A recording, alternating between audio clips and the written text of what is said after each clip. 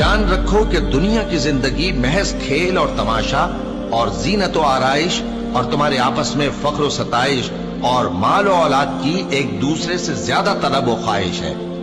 اس کی مثال ایسی ہے جیسے بارش کہ اس سے اگنے والی کھیتی کسانوں کو بھری لگتی ہے، پھر وہ کھیتی خوب زور پر آتی ہے،